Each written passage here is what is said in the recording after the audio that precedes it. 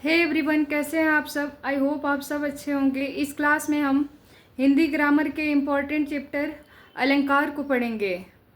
अलंकार का इंग्लिश होता है फिगर्स ऑफ स्पीच। अब इसके अर्थ को देखेंगे हम। अलम प्लस कार, यहाँ अलम का अर्थ होता है आभूषण या गहना। जिस प्रकार से गहना एक स्त्री को शोभा बढ़ा देता है, उसी तरह से काव्य की शोभा बढ़ाने वाले तत्व को हम क्या कहते हैं? अलंकार कहते हैं। अलंकार के भेद कितने होते हैं? अलंकार के मुख्यतः दो भेद होते हैं, एक शब्दालंकार और दूसरा अर्थालंकार। ठीक है। कभी कभी एक ही अलंकार में शब्द और अर्थ दोनों को रंजन होता है, अर्थात वहाँ पे उभया अलंकार होता है। अब देखते हैं शब्दालंकार किसे कहते हैं। जहाँ केवल शब्दों के द्वारा चमत्कार या परिवर्तन उत्पन्न होता है, वहाँ शब्दालंकार होगा। यहाँ जो भी परिवर्तन देखा जाएगा वो किसके माध्यम से? शब्द के माध्यम से। ठीक है। अब शब्दालंकार के भेद कौन कौन से होते हैं?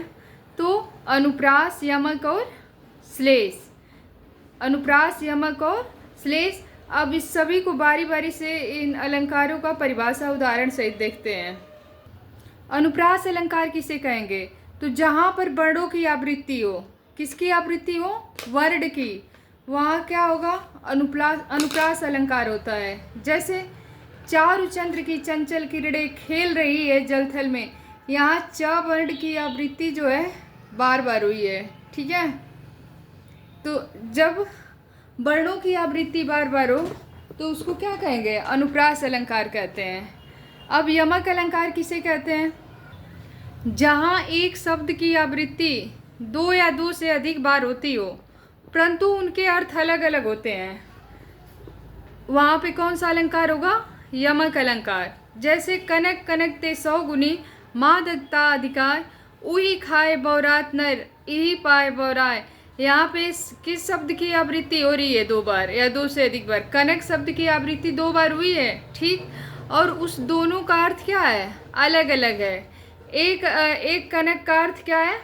सोना है, और एक कनक का अर्थ धतूरा है। ठीक है। अब हम देखेंगे श्लेष अलंकार। श्लेष का अर्थ चिपकना होता है। जब पंक्ति में एक ही शब्द के अनेक अर्थ होते हैं, तब वहाँ श्लेष अलंकार होता है। यमक में क्या हो रहा था कि एक शब्द की आवृत्ति 2 या 2 से अधिक बार हो रही थी और उनके अर्थ अलग अलग हो रहे थे। लेकिन यहाँ पे क्या होगा? एक ही शब्द रहेगा और उसके अनेक अर्थ होंगे। जैसे रहीमन पानी राखिए, बिन पानी सब सून, पानी गए न उबरे, मोती मानस चून। यहाँ पे रहीमदास जी कह रहे हैं एक उस पानी की बात जो व्यक्ति की गरिमा को बताता है, और एक उस पानी की बात जिसके जाने से, एक पानी का अर्थ चमक है जिसके जाने से मोती की महत्व खत्म हो जाती है। ठीक है। अब शब्दालंकार खत्म हुआ। अब हम अर्थालंकार को देखते हैं। अर्थालंकार के वैसे तो 100 से भी अधिक भेद हैं, लेकिन कुछ प्रमुख अर्थालंकार हैं जो निम्न है। उनमें से पहला प्रकार है उपमा अलंकार। जब पंक्ति में योजक चिन्ह आए, शब्द सा सी से सरिस आए, और उसके बाद कौन सा शब्द आए? सा सी से सरिस आए, तो उपमा अलंकार होगा। देखिए उदाहरण के माध्यम से देखते हैं। मुख चंद्रमा सा सुंदर है, यहाँ पे योजक चिन्ह आया और योजक चिन्ह के तुरंत बाद सा आएगा, तो कौन सा अलंकार? उपमा अलंकार। कर कमल सा कोमल, यहाँ भी आया क्या? योजक चिन्ह। योजक चिन्ह के बाद क्या आ रहा है? सा आ रहा है, तो कौन सा अलंकार हो गया? उपमा अलंकार। जब पंक्ति में, रूपक अलंकार किसे कहेंगे? जब पंक्ति में योजक चिन्ह आए और शब्द सा सी से न आए, वहाँ पे योजक चिन्ह के बाद उपमा में सा सी से आ रहा है, लेकिन रूपक में योजक रहेगा, सिर्फ सा सी से नहीं आएगा, तो इसको रूपक अलंकार कहेंगे। जैसे मैया मैं तो चंद्र खिलौना लयो। ठीक है। चंद्र और खिलौना के बीच में योजक चिन्ह है, लेकिन इसके बाद सा सी से नहीं है। दूसरा एग्जाम्पल, चरण कमल बंदो हरिराई, यहाँ भी सिर्फ योजक चिन्ह है, तो कौन सा अलंकार? रूपक अलंकार। अब उत्प्रेक्षा अलंकार देखते हैं।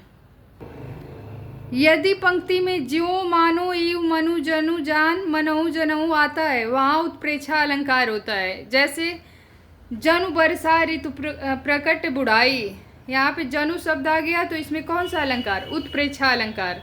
नेत्र मानो कमल है, मानो आ गया। इसमें सिर्फ यही शब्दों को देख करके पहचान लेना है कि कौन सा अलंकार है, उत्प्रेक्षा अलंकार। अब नेक्स्ट देखते हैं अतिशयोक्ति अलंकार। अतिशयोक्ति का मतलब होता है किसी भी बात को चढ़ा बढ़ा कर कहना। जहाँ किसी गुण या स्थिति का बढ़ा चढ़ाकर वर्णन किया जाए वहाँ अतिशयोक्ति अलंकार होता है। ठीक है, जैसे आगे नदियाँ पड़ी अपार, घोड़ा कैसे उतरे पार। आगे नदियाँ पड़ी अपार, घोड़ा कैसे उतरे पार। राणा ने सोचा इस पार, तब चेतक था उस पार। जैसे कहा जा रहा है इसमें कि आगे नदियाँ पड़ी हुई हैं बहुत सारी, तो कैसे घोड़ा उस पार जाएगा। और राणा अब इस बात को सोच ही रहा था, तब तक चेतक कहाँ दिखाई दिया, उस पार दिखाई दिया। तो ये बात बढ़ा चढ़ा के कही गई ना कि सोचने मात्र भर में ही चेतक जो घोड़ा था वो नदी के उस पार चला गया। ठीक है, आखिरी अलंकार देखते हैं मानवीकरण अलंकार। जब प्राकृतिक वस्तुओं में अर्थात पेड़ पौधे बादल आदि में मानवीय भावनाओं के होने का वर्णन हो तब वहाँ कौन सा अलंकार होगा?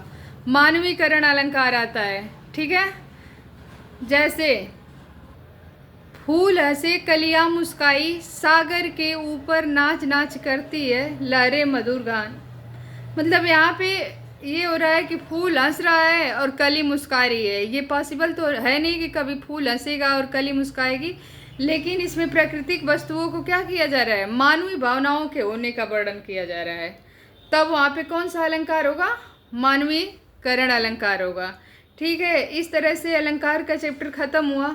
आई होप आप सभी को पसंद आया होगा। अगर वीडियो पसंद आए